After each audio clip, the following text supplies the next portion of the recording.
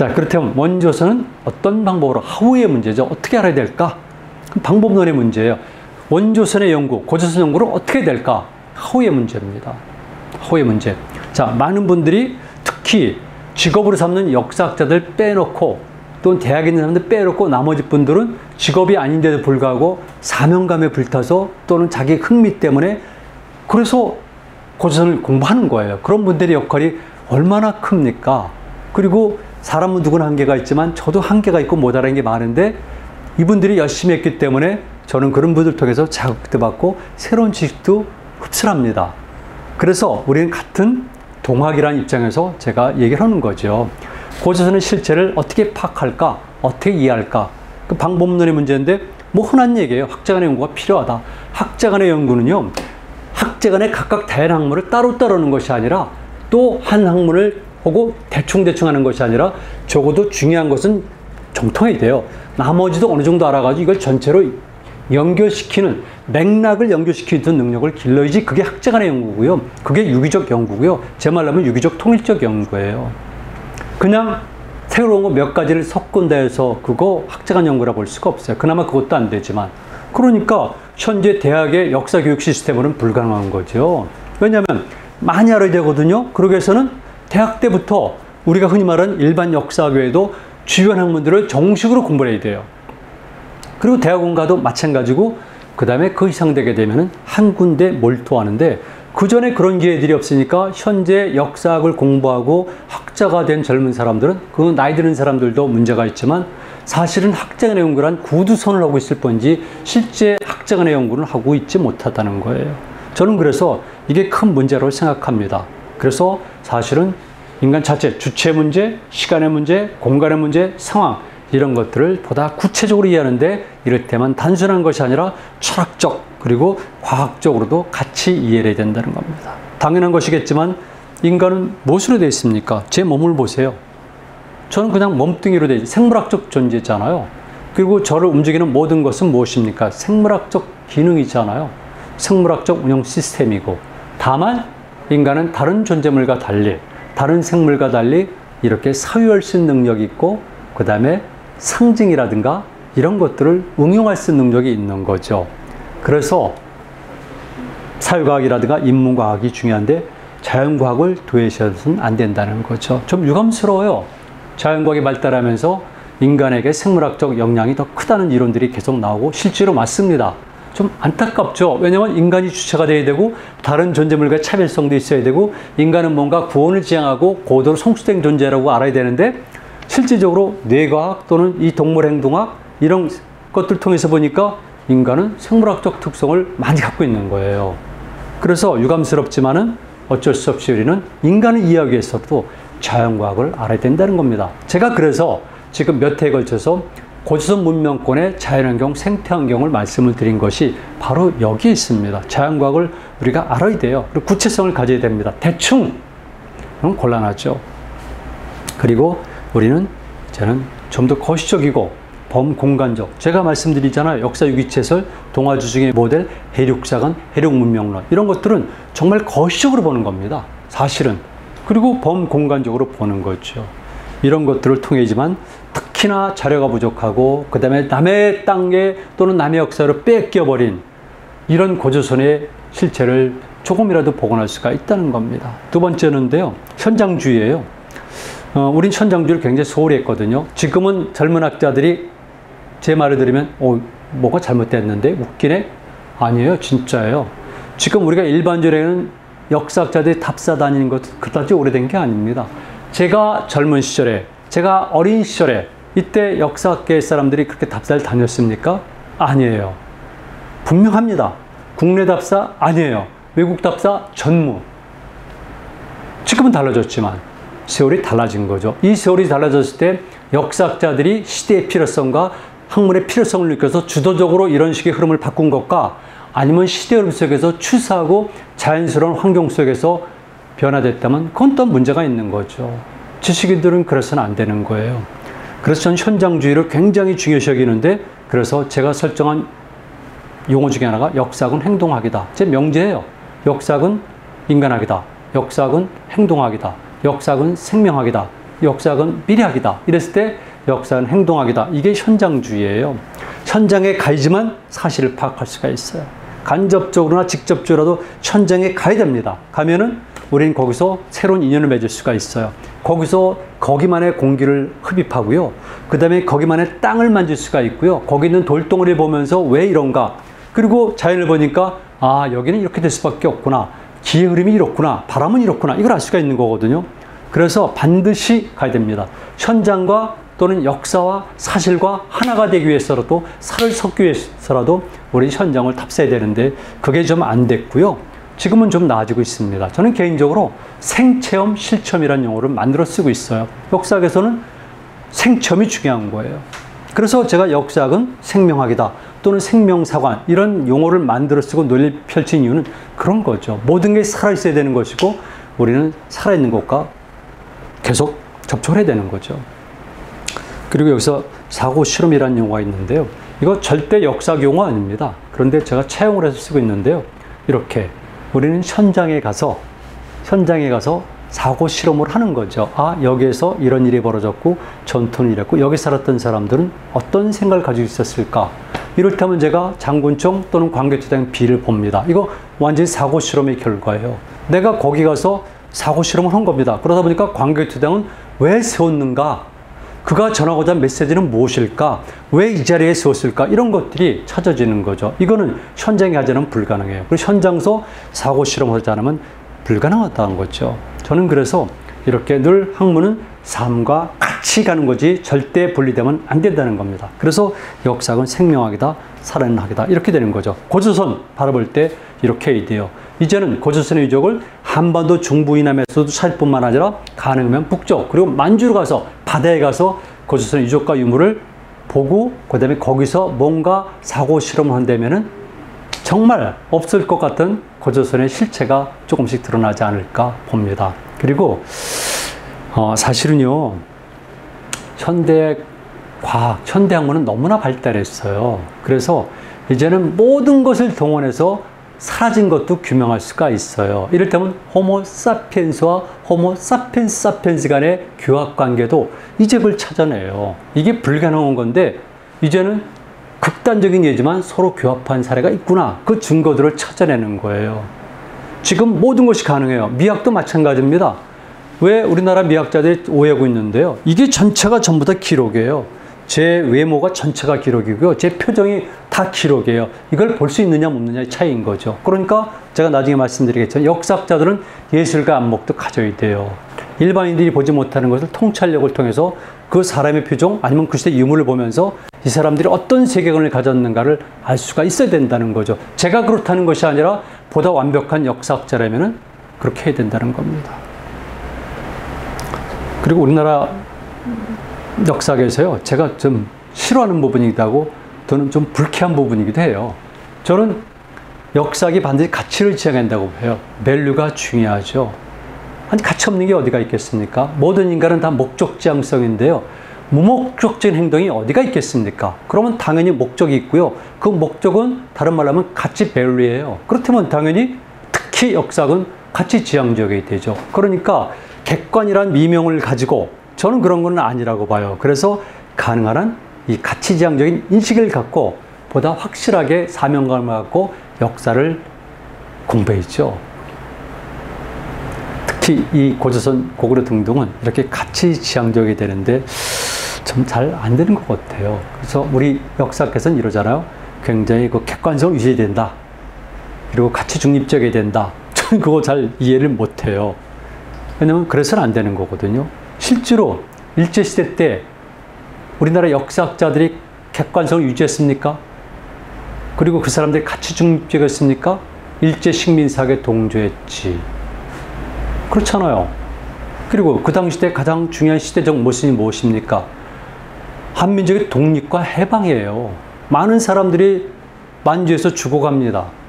독립군을 비롯해서 보통 사람들도. 역사학자들이 해야 될 일이 무엇입니까?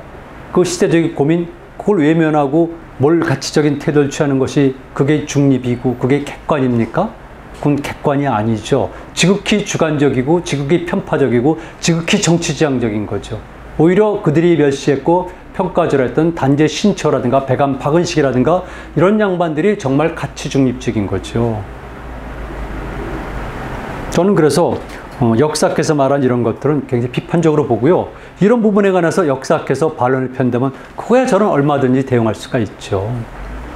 저는 확실하지만, 그리고 저는 이런 부분들을 이미 논문이나 책을 통해서 발표했기 때문에 가능한 한 이런 것들을 여러분들에게 전파하고 싶고, 그리고 젊은 역사학자들에게 전달하고 싶어요. 객관이란 것은 어디 한 가운데 있는 걸 뜻해. 중, 이랬을 때 중은 치우치지 않은 것을 얘기하고 모든 것이 연결되는 정점을 얘기하는 거죠. 특정한 방향에 특정한 위치에 있으면 특정한 편을 드는데 그걸 중립적이라고 그러고 객관적이라고 하면 되겠습니까? 더군다나 일제시대라든가 이런 시기에. 그리고 이제는 우리가 흔히 말하는 문헌만 아니라 일반사만이 아니라 종교라든가 신앙이라든가 설학 이런 것들도 당연히 역사 연구에 활용을 해야 돼요. 다른 나라는 다 활용하는데 왜 우리는 활용하면 안 됩니까? 최근에 들어서 조금씩 활용하는 경향이 보이지만 아직 멀었어요. 그리고 종교라든가 신앙이라든가 설화는 나름대로 한계가 있습니다. 그러니까 여기서 나온 내용들을 통째로 믿는 것도 문제가 있습니다. 이것이 가지고 있는 고유의 역할과 기능이 있잖아요. 종교, 신앙, 설화. 그러면 그걸 전제로 해서 여기서 우리가 전반적인 이해를 하지만, 본질은 이해하지만 현상에서 틀린 부분과 맞는 부분을 우리가 골라내서 역사상을 규명할 때는 맞는 부분을 활용해야 되는 것이죠. 이것도 주의해야 됩니다. 다섯째, 시대 정신 또는 시대 상황을 극복하는 의지가 필요하다. 이거 중요합니다. 시대 상황이 중요하거든요. 역사는 생명이며 역사는 생명학이다. 이런 얘기를 하는데 바로 그거예요.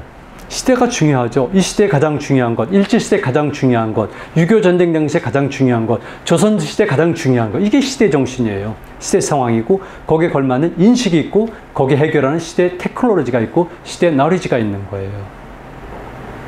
시대성을 무시할 수는 없어요. 지금 이 시대는 남북 문제, 내부 갈등의 문제, 동아시아의 새로운 질서 재편 속에서 중국과 일본이라는 이런 특별한 존재를 대하는 문제, 그다음 인류 문명의 대전환기, 이게 전부 다 시대 상황이기 때문에 역사학자들은 이런 부분에 대해서 눈을 감아서는 안 돼요. 자기 분야는 전문적으로 하지만 이런 큰 시대 상황 속에서 시대 정신을 갖고 자기 분야에 몰두해야 된다는 것이 제 생각입니다. 당연히 역사학은 생명학이죠. 자, 이런 인식과 방법론을 갖고 영토 범위, 주민의 성격, 수도 위치, 그 다음에 정치제도 구조, 경제 형태와 생산 방식 이런 것들을 우리가 알아야 되는 거죠.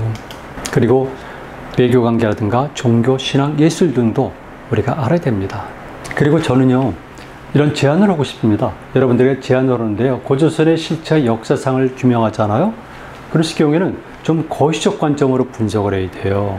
그래서 통 크게 봐야 된다는 겁니다. 당연히 국가로만 보는 것이 아니라 정치로 보는 것이 아니라 저는 시스템론을 주장하는 거예요. 당연히 큰 틀 속에서 우리가 말하는 스테이트는 당연히 그 시대는 없어요. 그 시대에 어떤 스테이트가 있겠습니까? 여러분들이 고조선 제국 짓고 그러는데 그건 스테이트를 넘어서는 체제거든요. 그런데 그 당시 스테이트가 아니에요. 특히 고조선 활동했던 이 시기의 자연환경, 생태환경, 우리 민족의 정서, 사상 등을 놓고 볼 때 우리는 스테이트를 주장하는 게 아니에요. 그러니까 저는 시스템론을 주장하는 거죠. 큰 체제 속에서 보자.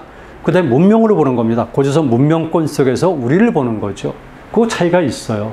그래서 우리가 흔히 알고 있는 문헌사학이라든가 고각적 이런 것 외에도 다양한 방법론을 통하고 그 다음에 자연과학을 통해서 생태환경을 정확히 분석한다면 그 시대 사람들을 이해하고 그 사람들이 왜 그런 생각을 했는가 하는 거죠. 왜 그런 집을 지었을까? 왜 그런 고인들을 세웠을까? 왜 거기다 하필 세웠을까? 부터 시작해서 이런 것들이 그 지역의 생태환경의 예외 없이는 불가능해요. 아시잖아요.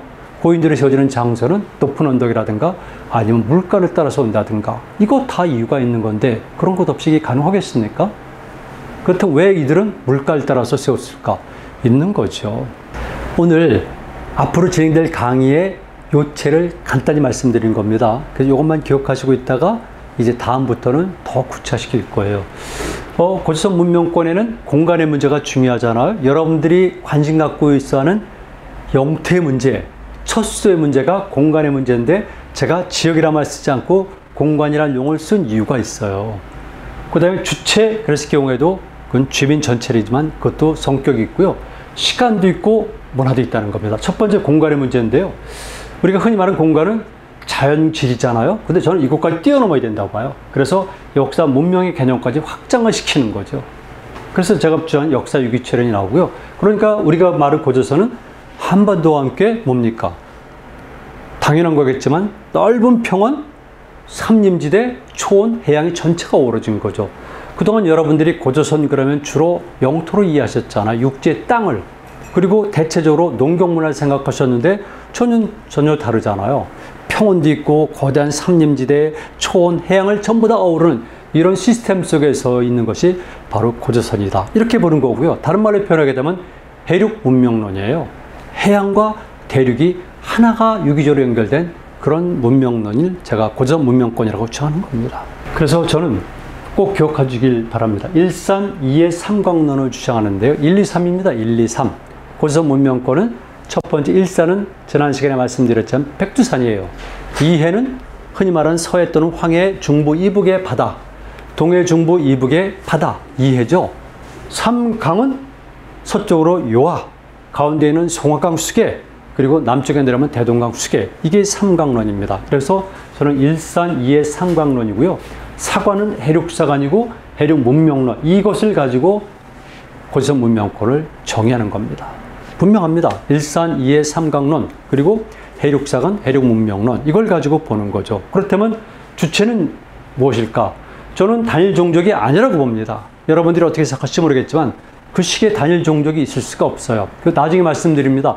인종과 종족과 부족과 시족 다 다른 겁니다. 민족은 더더욱 다르고. 그래서 단일 종족이 아니라 다종족적 관점에서 제가 보는 거고요. 그리고 일민족사적 관점, 특히 일문명사적 관점에서 고전사를 보는 겁니다. 일민족사적 관점은요, 굉장히 전향된 해석이에요.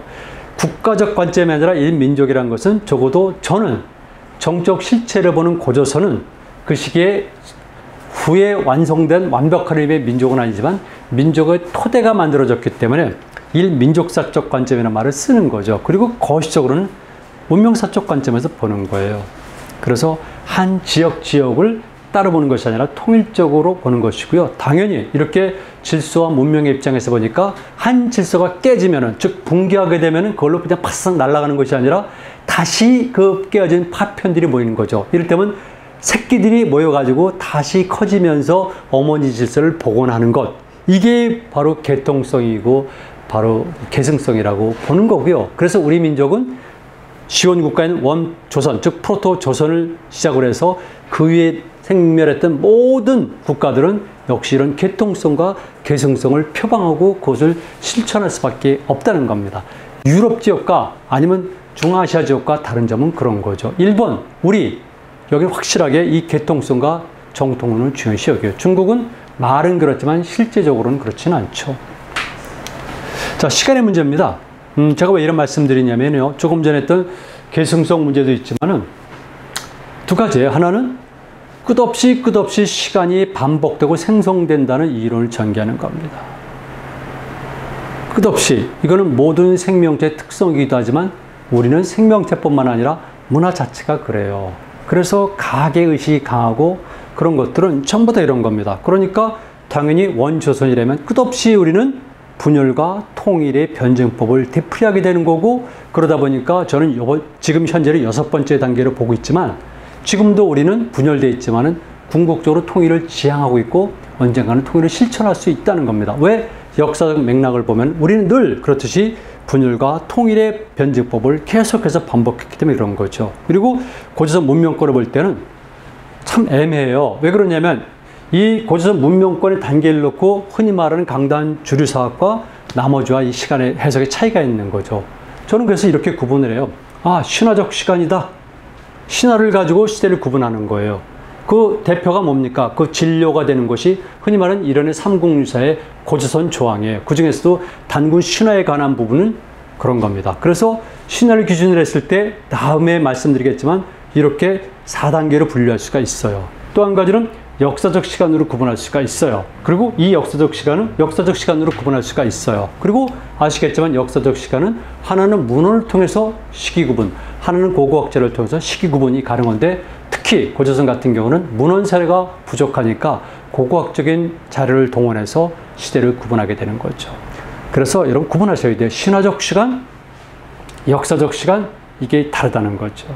저는 그래서 이랬을 때 역사적 시간은 이렇게 5단계로 구분을 해요. 첫 번째는 프리, 원조선이고 선조선이에요. 그러니까 흔히 말하는 신석기 시대 이전을 전부 다 이 단계로 보고요. 그러니까 마이너스 1이 되는 거죠. 그리고 원조선을 보는데 여기는 다시 3단계로 구분하고, 그리고 마지막이 이거죠. 포스트 조선. 이해하시죠? 조선이 붕괴하고 난 다음에 다시 조선 후 질서가 성립이 됐고요. 그 질서는 그동안 일본인들이 부족국가의 난립 시대, 그리고 1970년도부터 나왔던 성국가 시대, 이런 것이 아니라 열국 시대를 보는 겁니다. 이렇게. 그리고 이렇게 5단계를 보고요.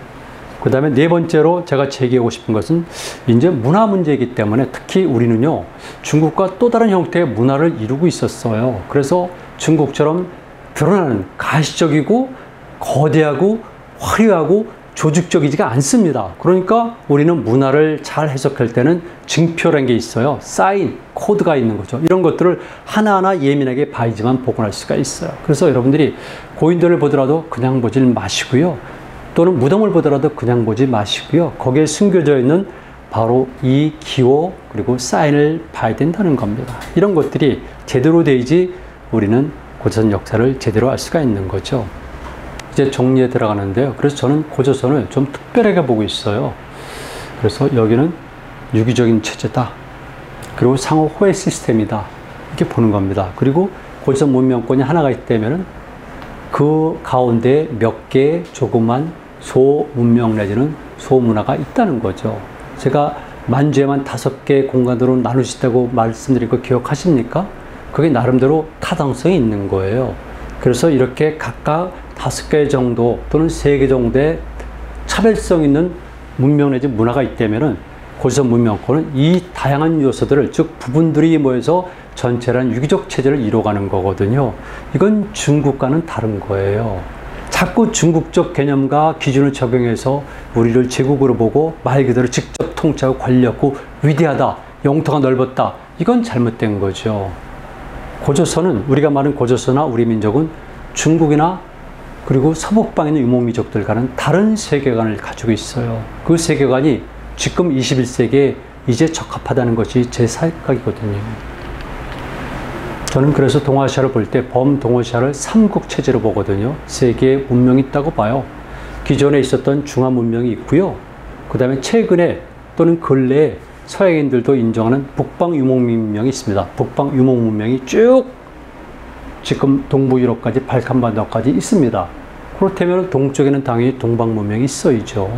왜냐하면 고전적 의미의 문명 개념을 적용하면은 북방 유목 문명, 즉 초원에서 발생한 유목 문명보다는 현재 제가 설정한 동방 지역에서 발전한 문명이 더 문명 개념에 가까워요. 기준에 가깝다는 거죠. 그런데 우리는 설정 못하고 있거든요. 그래서 중화 문명, 북방 유목 문명, 그리고 동방 문명이라고 보는 것이고요. 그런 관점에서 압록강, 두만강 이북은 북방이 아니라 동방이 되는 것이고요. 그리고 우리 한민족의 핵심 외에 여진족 계통, 그리고 거란족 계통, 선비족 계통, 이들은 북방민족이 아니라 동방민족이죠. 여러분, 제 말씀 꼭 기억하세요. 흔히 말하는 알타이어 중에서도 몽고르 계통과 퉁구스 계통은 북방 문명이 아니라 동방 문명이라는 겁니다. 살고 있는 터도 그랬고요. 그들이 사용한 언어도 굉장히 유사성이 강하고요. 그리고 동일한 비슷한 가치관을 가지고 있고요. 일부는 우리 동방과의 강한 연결성을 주장하고 있어요. 그렇다면은 우리는 동방 문명권을 설정할 수가 있고요. 동방 문명권을 설정할 때 그 핵심이 누구겠습니까? 당연히 최초의 정적 실체이면서 그 다음에 그 후발 국가들의 어머니 질서가 되는 고조선 또는 원조선이 되는 거죠. 그래서 저는 동방 문명 또는 동이 문명, 조선 한 공동체의 원액으로서 고조선을 설정한 겁니다. 참 좋은 건데요. 고조선 문명권은 사실은 체제, 제가 말했듯이 시스템 이론을 적용한 건데요. 그리고 절대 중심적이지 않습니다. 탈중심적이에요. 중국은 센터주의고요. 우리는 센터주의로 해서는 안 돼. 그게 제국주의인데요. 우리는 탈중심주의고요. 다액중심주의예요. 그래서 많은 사람들이 서로가 자기 역할을 하면서 공유하는 시스템이 우리 문화의 특성인 거지요. 그래서 이런 것들을 가지고 이제 제가 고전 문명권을 역사적으로 분석해 들어가겠습니다. 제가 좋아하는 말에 역사학은 시인의 귀, 화가의 눈 봐야 돼요. 화가의 눈으로 봐야지 정확히 볼 수가 있습니다. 색감부터 해가 등등등등. 그 다음에 특히 화가들이 사용하는 언어가 뭡니까? 시자 구조라고 그래요. 보는 관점이 쉬프트가 계속 변해요. 이거 가져야 됩니다. 수학자인 뇌 굉장히 논리적이고 합리적이고 계량적이어야 돼요. 추상적으로 하면은 자기 위주거든요. 왜냐하면 실체를 알기 위해서도 주변국과의 관계를 설정하기 위해서도 그들을 설득하기 위해서라도 예리해야 되거든요. 이랬을 때 수학자의 뇌가 필요한데 우리 민족은 문화적 특성상 이게 좀 부족해요. 우리는 정서적입니다. 추상적인 면이 강하고. 그래서 경우에 저는 학자들만큼은 이렇게 수학자의 뇌가 필요하고 그리고 엔지니어의 손끝을 가지고 아주 정교하게 해야 되는 겁니다. 이렇게 페이퍼 작업도 현장에 답사하는 작업도 전부 다 이렇게.